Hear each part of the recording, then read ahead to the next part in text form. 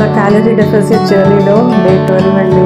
నేను రోజు నా డే అన్నది, నా ఫుడ్ ఏముంది అన్నది నేను డాక్యుమెంట్ చేస్తున్నాను. నా పాత వీడియోస్లో తీస్తే నేను నా లంచ్ ఏం చేశాను అన్నది చూపించాను. బట్ ఈ వీక్ నుంచి నేను మీల్స్ రోజు నేను తినే లంచ్, డిన్నర్ అండ్ నా యాక్టివిటీ లెవెల్స్ ఏంటి అన్నది నేను చూపిస్తాను.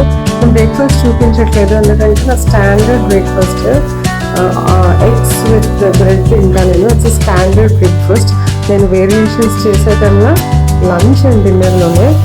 అండ్ నేను వీక్ చెప్పినట్టు నేను మీల్ ప్లానింగ్ కూడా చేశాను. ఏ రోజు ఏం తినాలి, ఎంత ప్రోటీన్ తినాలి, ఎంత కార్బ్స్ తినాలి అని. సో నేను ఆ ప్లాన్కి తగ్గట్టుగానే మీల్ ప్రెప్ చేసి పెట్టుకున్నాను.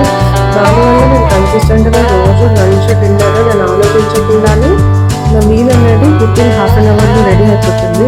అండ్ ఈ మీల్ ప్రెప్ వల్ల నా టైం సేవ్ అవ్వడమే కాదు, నేను టైర్డ్ కూడా అవ్వడం లేదు.